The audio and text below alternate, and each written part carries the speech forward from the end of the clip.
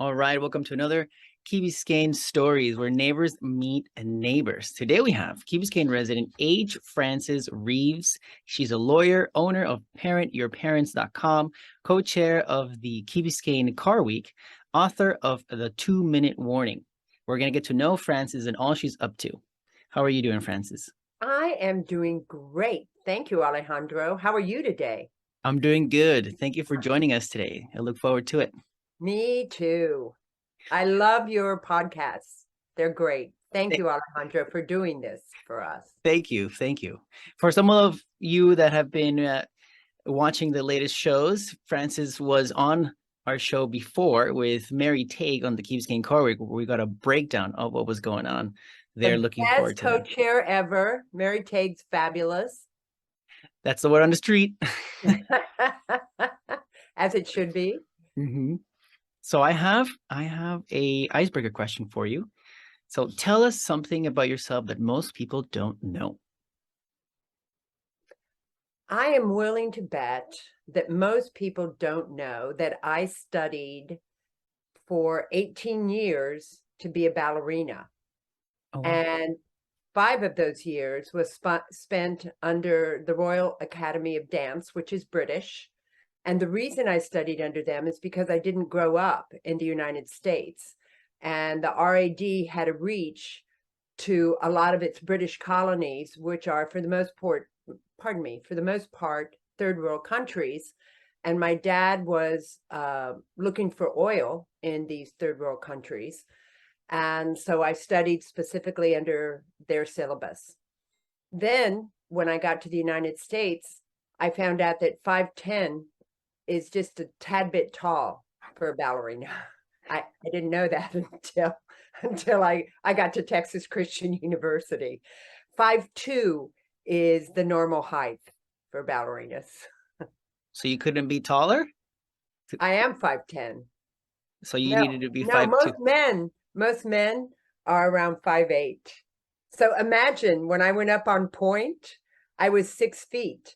More importantly, imagine a 5'7" or 5'8" men, and they're pretty slight. You know, you have to be to jump and dance and all that stuff on stage. So imagine this 2-ton Tessie coming at you that you had to catch.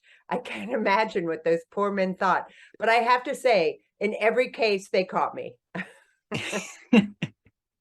No accidents then. Good. No. So what brought you to Key Biscayne? How does that come about? Well, I've been a resident of Key Biscayne twice now. I went to law school at University of Miami, and prior to that had moved here from New Orleans, Louisiana. I'd been married before and got a divorce, worked for the World's Fair in New Orleans, and then sort of it was just time for a change. So I moved to Florida, just basic Florida, to take a job here. And I landed on Key Biscayne almost by accident and started going to church here and found a roommate. And so during that time, I decided to go to law school and went to University of Miami. I put myself through. So I went to University of Miami, and I lived here until I met my now husband, who we dated long distance. He was from Maryland. And so I moved to Maryland in 1991, 2 years after I'd graduated from University of Miami. He had a place here, so it was pretty convenient, actually. And then about 11 years ago, we moved here full time. And I started a company prior to Parent Your Parents called Latin America Connection, which, because I lived in Latin America and had so many contacts there from high school and college, I tried this company. It was a bad business model, but more important, the Odebrecht corruption trial corruption scandal Uh-huh. burst, and it gave it rebranded Latin America as a place not to do business. So as luck would have it, mom and dad were at that point, dad was probably like 88, I would assume 86 or 87. And well, he was 86. So mom and dad started just needing a little bit more help. Mm-hmm. And so, you know, I was at that time still trying Latin America connection, but I was a little bit more available to assist them. So that's how I started on Key Biscayne the second time. Parent to parent, you mentioned. You were Mhm. telling me how you had started that because of your parents and you were available to help them more as they got closer, the older, or Right. yeah. So tell us about parent to parent. No, sorry, parentyourparents.com. The thing Well, is that there's another I organization know. called Parent to Parent that helps families and kids. But so parentyourparents.com. Yeah, well, parentyourparents.com is our website. Uh-huh. The name, of course, is just Parent Your Parents. And here is what happened. We all got together for my mother's 80th birthday. In fact, we took her skydiving. And yeah, you have to know my mother to understand that that was perfectly acceptable. And she was very excited about it. But that was the first time. I mean, you see signs of dementia, but you kind of blow them off. But that was the first time I sort of got it, because it was her 80th birthday. So all the kids were there. That's the three of us. And mom, myself, and two of her grandchildren, my brother's kids, decided to skydive with her. And it was my first skydive.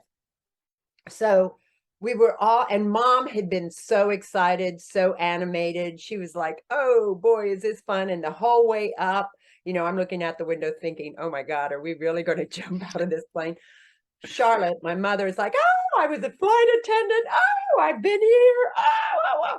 Now, since it was her birthday, she was the first one out. Now, this is tandem, so there's someone with us. Mm-hmm. And I was right behind her. And all of a sudden, there's like this kerfuffle, right? All this stuff's going on, and I don't know what's happening. And but she finally jumps, and we all jump. We get to the ground. It was fabulous. Then we look at the video, and here's what had happened to mom. She had been. We were told not to look down, and what she did, and you can see it in her face. What she did is she got to the front door and looked down. And you can see in her face, she's thinking, I'm sorry, what am I doing here? You think I'm going to jump out of this plane? And I'm telling you, she grabbed those handlebars and wouldn't let go. And you see her guy, undoing her hands. And she finally reaches down to the videographer, and then he went, and so she went. And I mean, afterwards, it was all fine, but the look on her face was, wow, there is no way I'm going. And it really was a moment when you look back on it, when I realized how, and this happens a lot with dementia, you start in the beginning, 1 minute, it's like, okay, everything's fine, everything's good. Mm-hmm.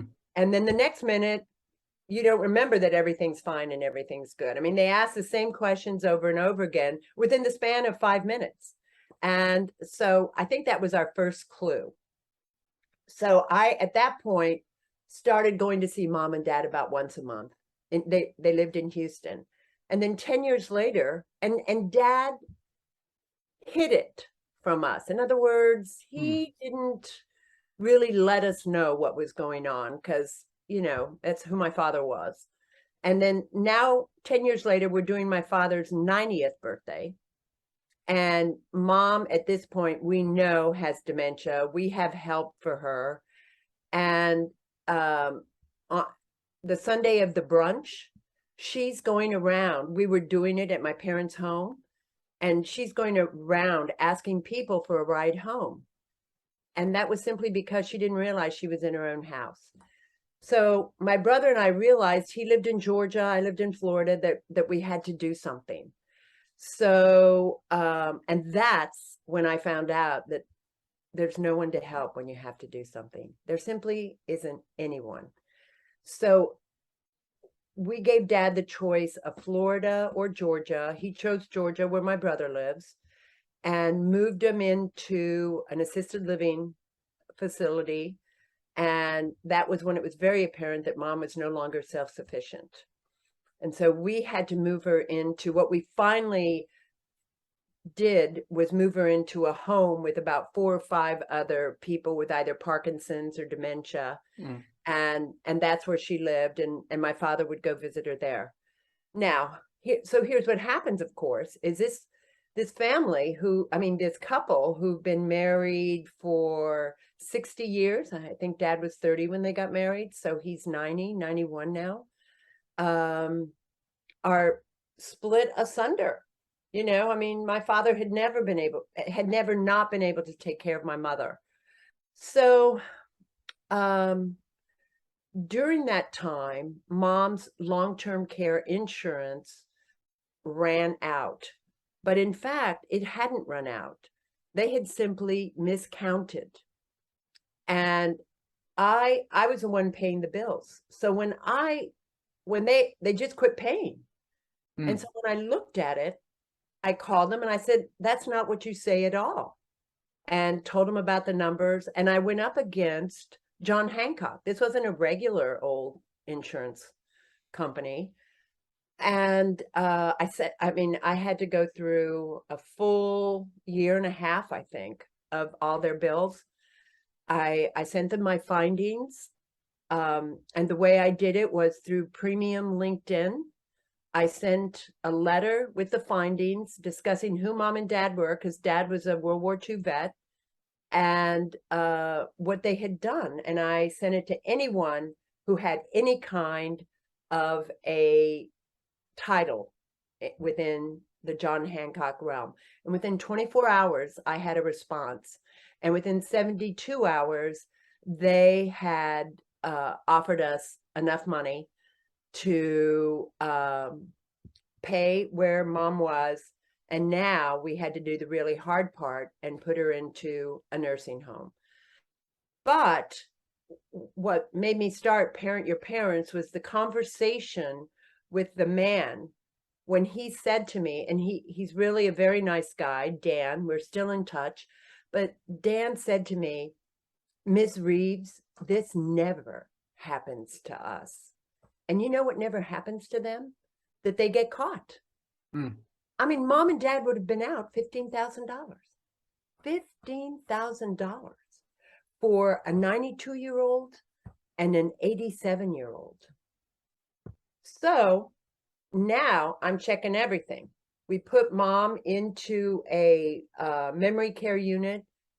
She had scrapes and bruises. I mean, all of a sudden I'm making money for Mom and Dad hand over fist because of the way they were treated. I fired their doctor. I mean, she would talk to my mother in a voice like this. I mean, all Mom had was dementia. She was fine with hearing. It was my dad who was hard of hearing. So I fired the doctor and just took over. And that's when I realized, you know, if you have an issue with Social Security, you have to go to Social Security. When we put Mom in a nursing home, I had to get her Medicaid ready. And it's all crisis. You know, none of this ever happens like when you're 70 years old, you say, oh, let's plan for just in case I run out of money. It doesn't happen that way. The very wealthy, the 2%, might do that because they can. They can put hundreds of millions in dollars into an irrevocable trust. But someone who's making $30 or $40 or $50,000 a month can't do that. I mean, so We got my father vets aid and attendance, which was about $2,200 a month. He had his Social Security and he had his savings. So we put him, well, at first he lived with my brother, and then all by himself, he just decided he wanted to go into an assisted living facility. And which he did. There were a bunch of World War II guys. I mean, it broke my heart, honestly, that I had to do that.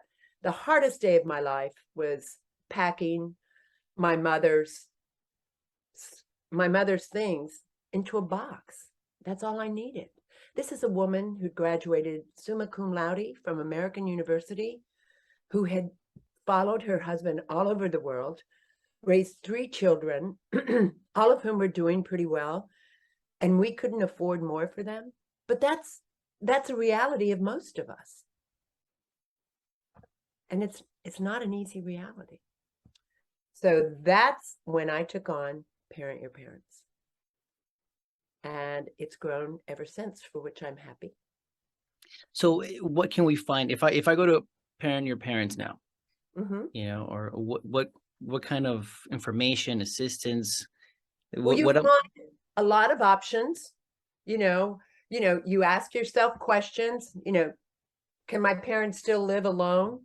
Or can my dad still live alone? What if he gets sick? What if he falls? Under the articles part, you'll see all the articles I've ever written, not just for the Islander News, but for Miami Community News. You'll see a plethora of photos of my family, because that's what I used. I didn't have to worry about copyright issues. Is that your dad? Is that your dad? The bald guy? The bald guy in the articles page? Yeah. So there's one of the entire family, which we took when my nephew graduated from high school. Yeah, and I love mom and dad are both gone, so I love going to my website just to see photos of them. And they're videos that touch on different subjects that I've done with both the Miami Community News, CUTV, but the evolution of the company, and that's why I wrote the book, The 2-Minute Warning. When all of this happened to mom and dad, I was really angry. I mean, I saw how hospice was, because both went through hospice. One was horrible, one was fabulous. So, it's a hospice company you have to choose. You can't, not all hospice is the same, for sure. And so my first articles are really pretty angry articles. I mean, Medicare, your Medicare card is an ATM for hospitals.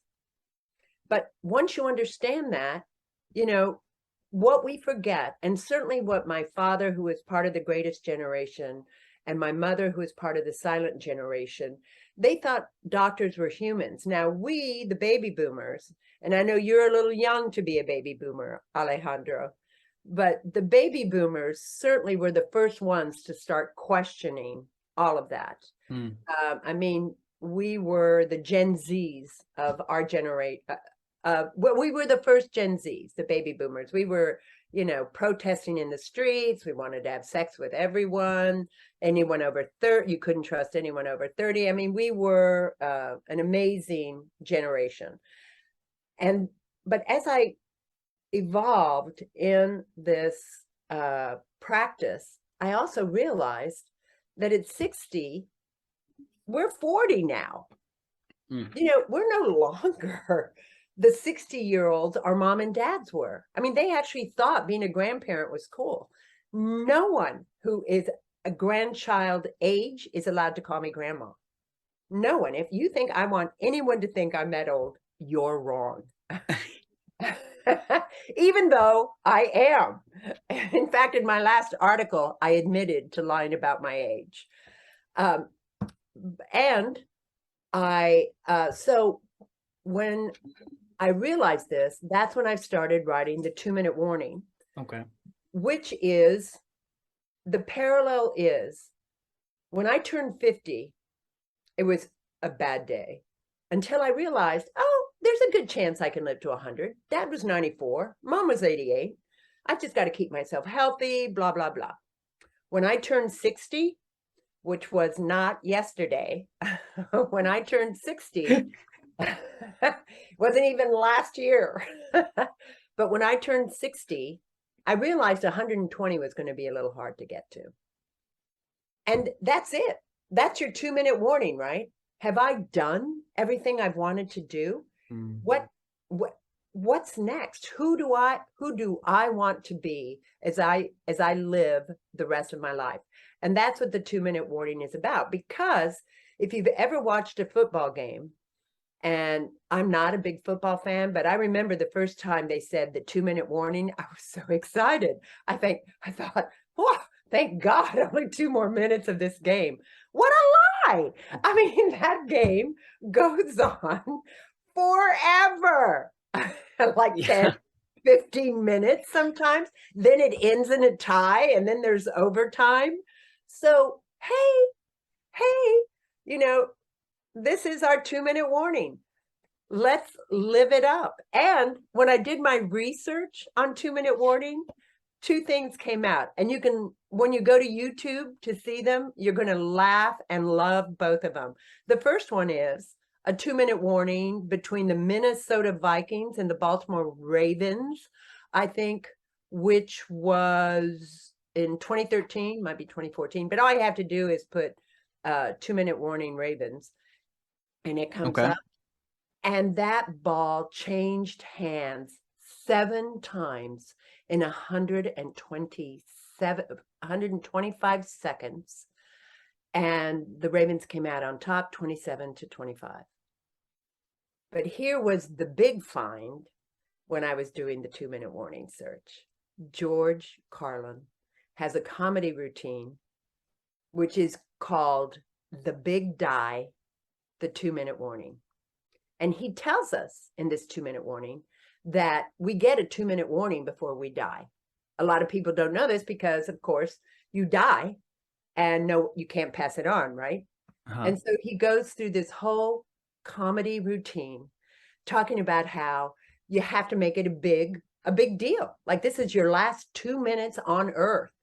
And he goes, and you want to end it saying, and if you don't believe me, if you think I'm wrong, may God strike me down. And then you die. And that's the 2-minute warning. So both of those are exactly what I'm talking about. You just got to live every minute until there is no more minutes. This is it. So your book, The 2-minute warning, is about living to the fullest. Okay. Mm-hmm. Okay. Cool. And you mentioned that where are you? Where stage are with how to have sex? Sex changes as you grow older. What other things do you talk about? Yeah. And I also have that boring chapter about Medicare and Medicaid, But I just tell everyone to put a little sticker there so that when they need to know that stuff, they can go back. Okay. But don't read the chapter unless you need to. And what stage of the book are you in? Well, it's finished. It's at about 50,000 words, 200 pages. Okay, 200 pages.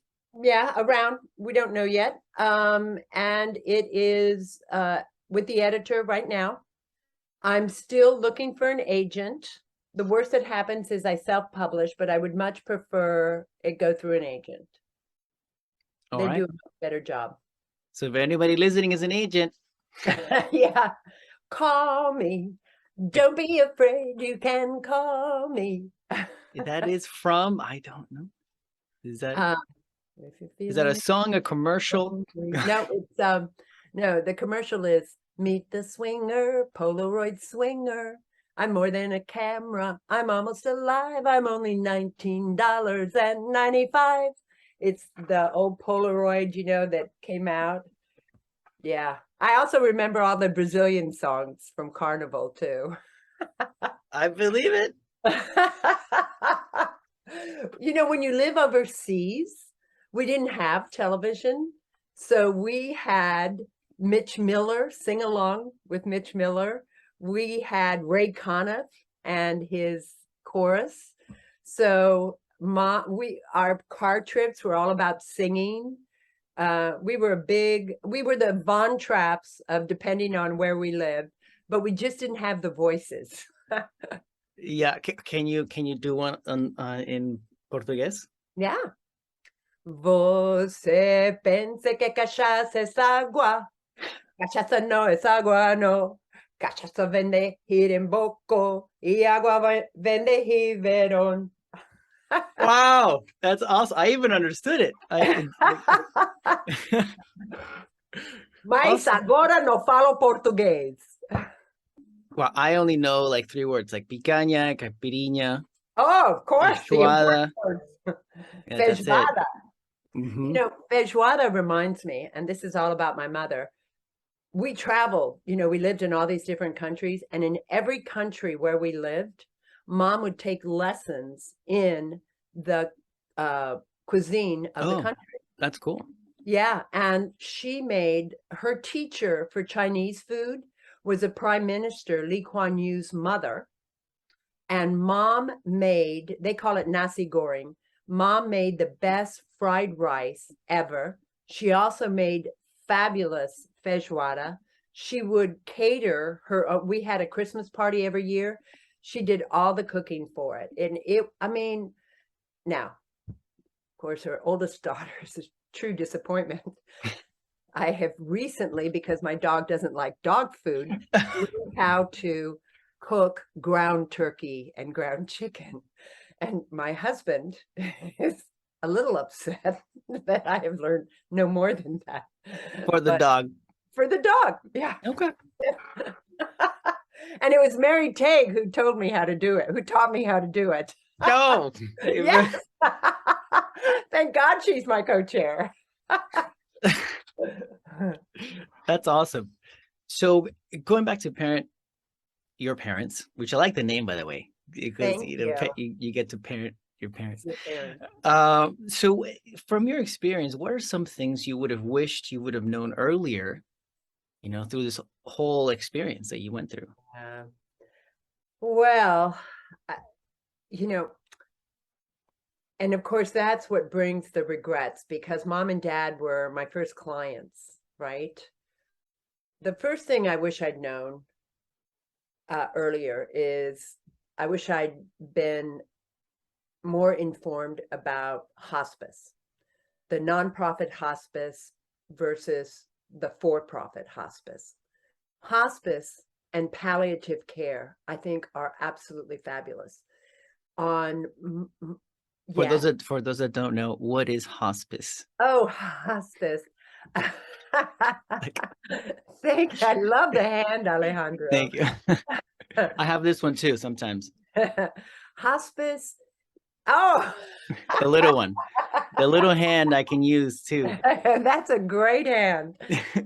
Hospice is a service given to people who have decided, or it has been decided, have no chance of recovery. They're at the end of their lives, and you don't know whether it's a month or 2 months, and a doctor has to certify that this person is going to not live past 6 months. And the hospice doctor then becomes the lead doctor. And what happens is, if you're on pills to keep you alive, or a medication to keep you alive, sometimes chemo, sometimes radiation, it's often used in cancer type situations. Those are all stopped. But if you're like diabetic, you still get to take your diabetes medicine. Or if you have high blood pressure, you still get to take your high blood pressure medication. But what they do is they monitor your pain levels and keep you as comfortable as possible. And sometimes, and that's hospice, because you are going to die within, let me say this, you're supposed to die within 6 months. That's what the attending physician has said. Palliative care isn't necessarily hospice. What palliative care is, you're still taking that chemo or a tough drug for your kidney or dialysis. You know what I'm saying? You're still doing the dialysis, but they're also trying to keep you as comfortable as possible. It hasn't been determined that the dialysis isn't going to work.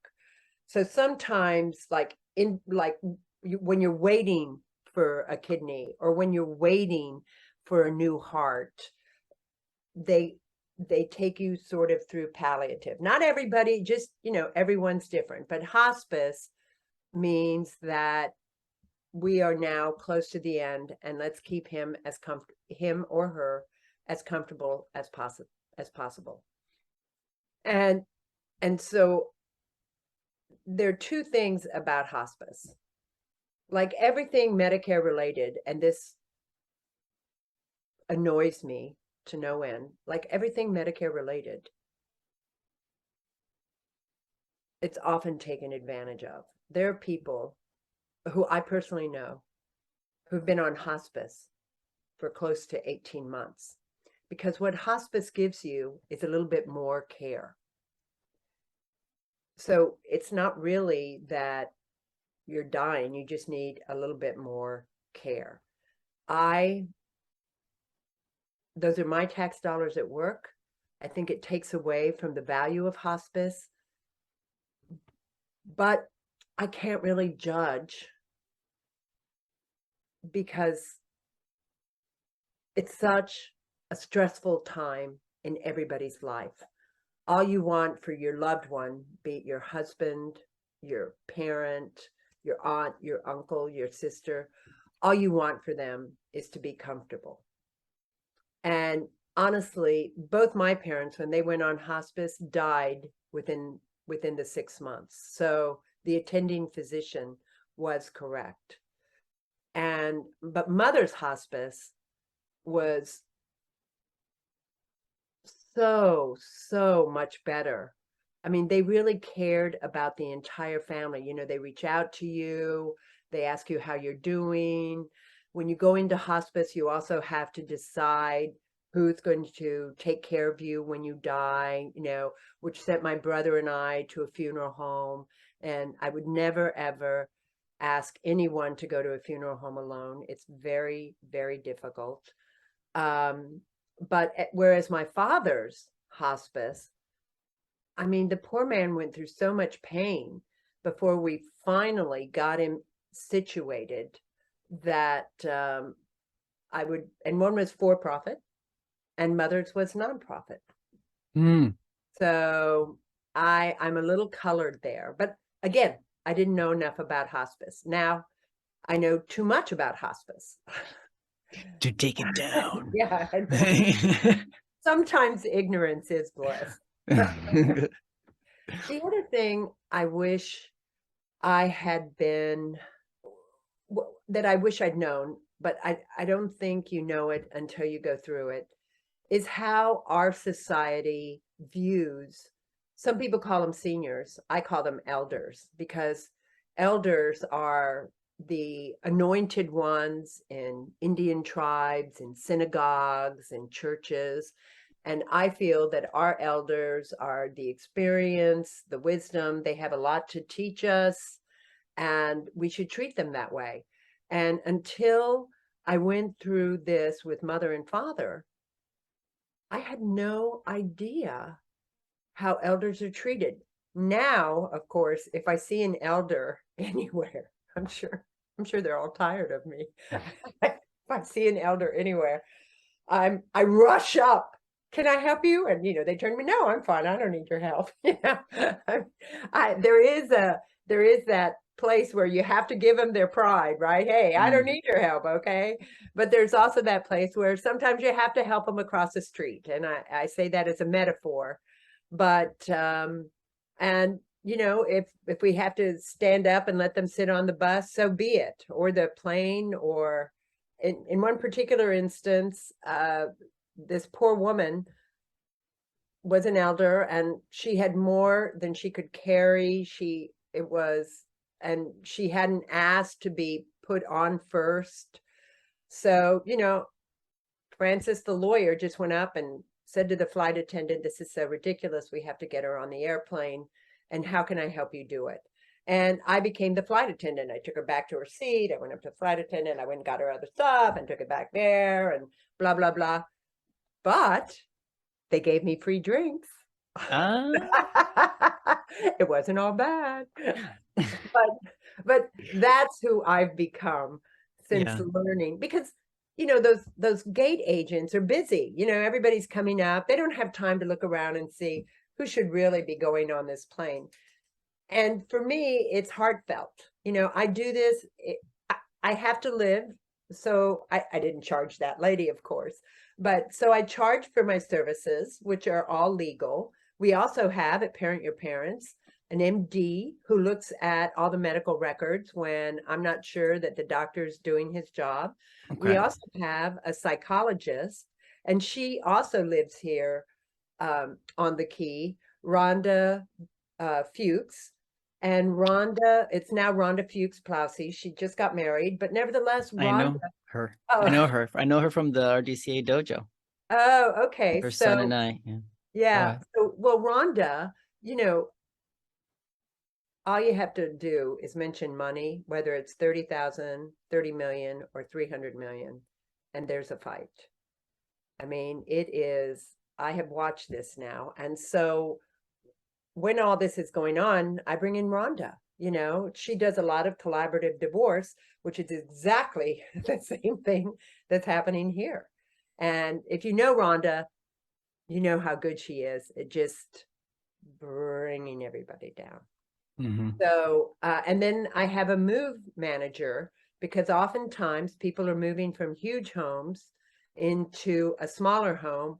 And it's so hard to let go of their favorite photo, or their favorite chair that their husband used to sit in that's never been sat in since he died, and again, she does just a tremendous job. So, and what I try really hard to do is, if I can't help, I want in my repertoire someone who can. So if you need home health care, you go ahead and call me. I have 3 or 4 home health care agencies I can refer you to.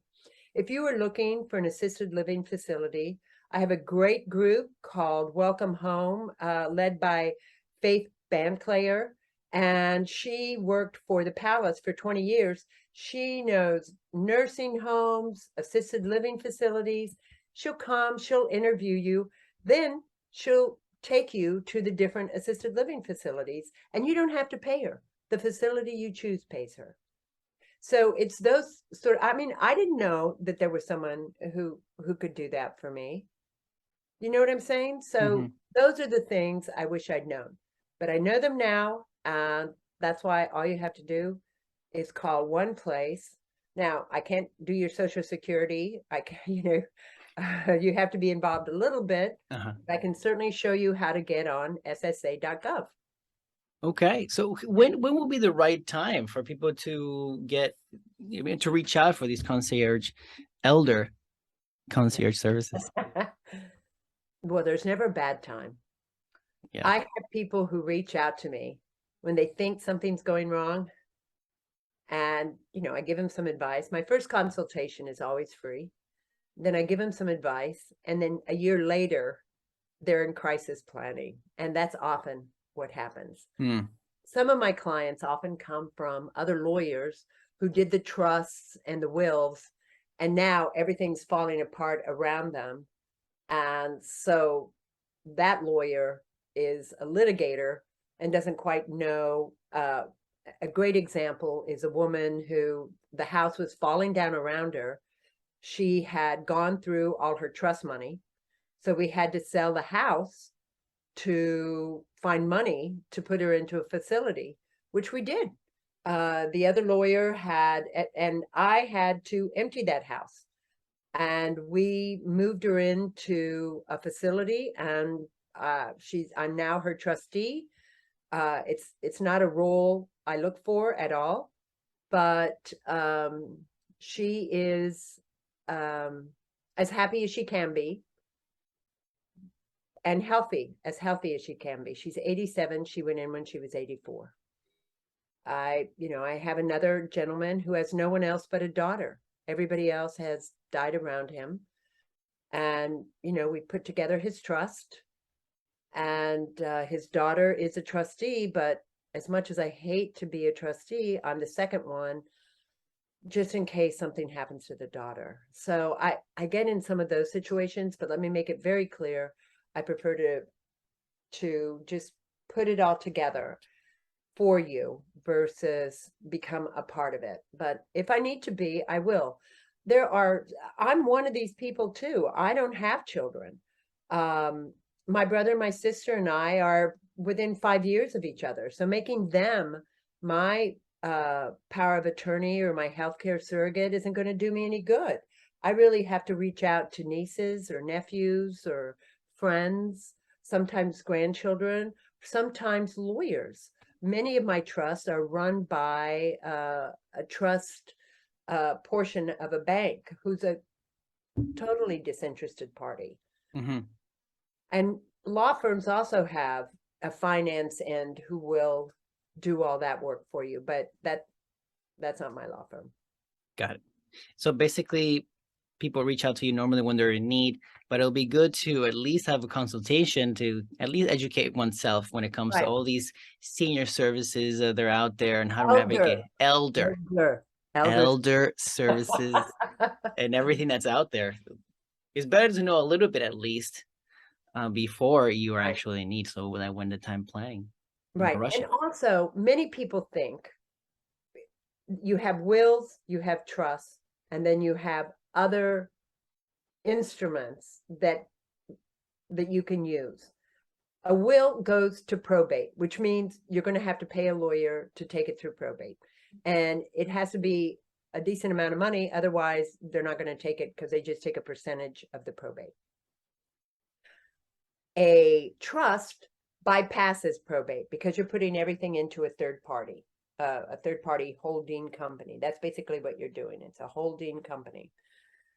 But there are also ways, depending on your assets, where you can avoid probate without a will or a trust or anything else. You just, depending on the house, you can, in the state of Florida, you can do an enhanced life estate.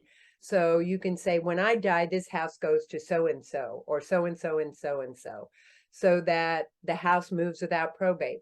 Or if you have a brokerage account, you can do a pay on death. So when that person dies, you give the brokerage account the death certificate and the money passes without going through probate.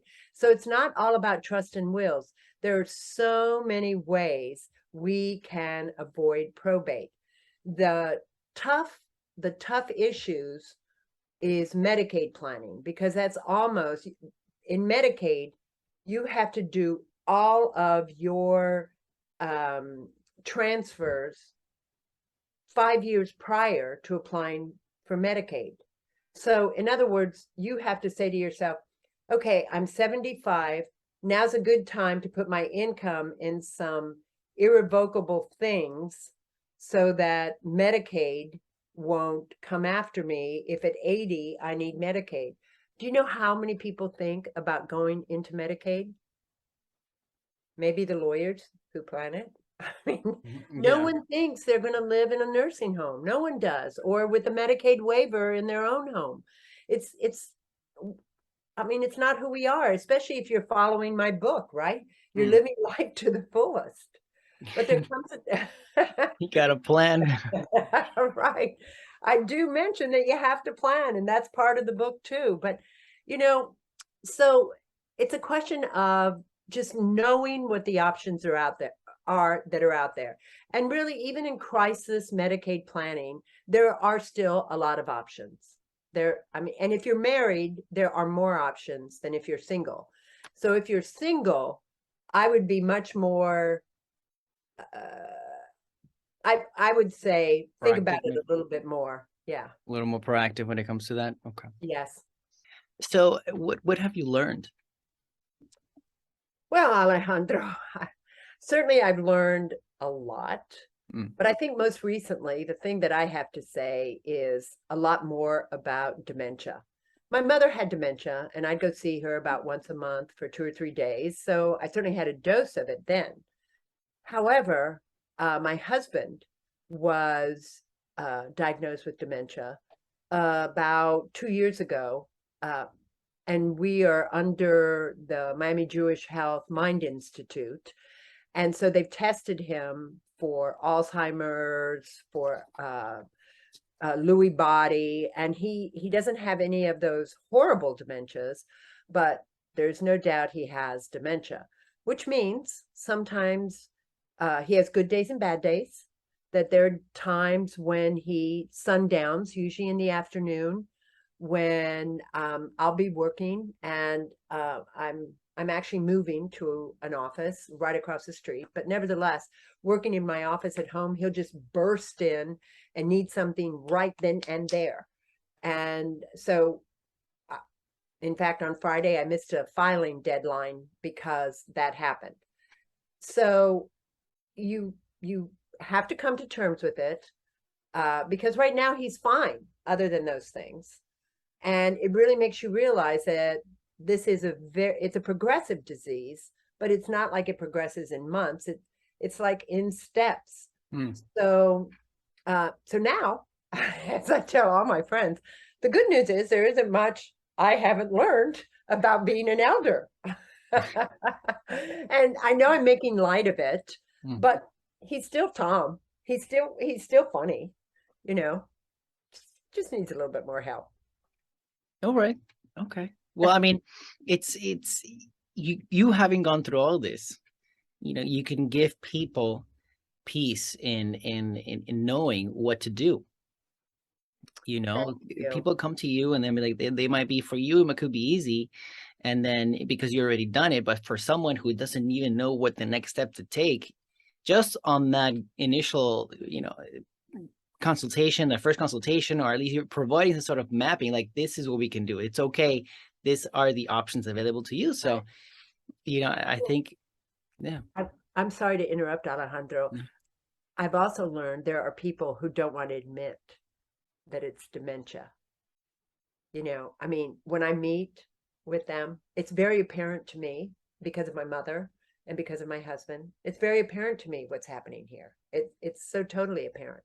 And a couple of my clients have dementia now as well.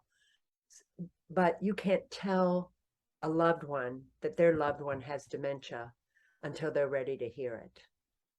So, I mean, and that's why I went to the Mind Institute, not because of me.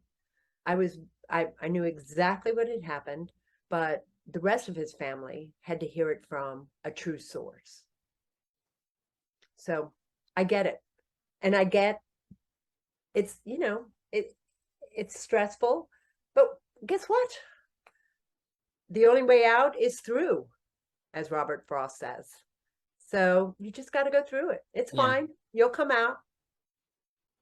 Yeah, and having someone there with you, I'm sure it makes it just a lot bit easier. Yes, it does. So I know that we're running out of time. So one more question Okay. for you. We ask all our guests and Key Biscayne stories. What is your favorite part about Key Biscayne? Oh my gosh. What isn't my favorite part about Key Biscayne? I think two come to mind. I'm a walk runner, and with the exception of Sundays, every morning I get up and I walk all the way to the fossilized reef at the other end of right before Bear Cut Bridge. Wow. Yeah, it's about a 6 mile walk round trip. And I still pinch myself that I am walking right next to the Atlantic Ocean and I am watching a sunrise. Oh my God. I mean, if you're feeling sad and lonely, that's my thought. Go take a walk by the ocean. And if you want to watch sunset, just go to the other side. There it is. And the other thing I love about Key Biscayne is that at the end of the day, yes, it's changed a lot, but at the end of the day, everyone here loves it. If you don't love it, you're not going to stay, but we do love it. Hmm. And we love the fact that we're this small 15,000 person community. And yes, it's kind of like a high school, and we have our little fights and we have our little groups, but so what? You know, when we have a common enemy, we all put on our armor and go fight them together. So I love Key Biscayne. Awesome, Francis. Thank you so much for jumping in the show and telling us about your story, how you got to the Key, and what you do, and how you're helping people in these special and difficult, sometimes difficult moments in their lives. So you're providing that seed of peace. So awesome. Well, and Alejandro, thank you. Thank you for doing this. I know it's a labor of love for you, as it is for me when I do my articles and my videos. And I think it makes us all smile. So thank you very much, not just for having me, but for taking the time to do this show. I'm appreciative.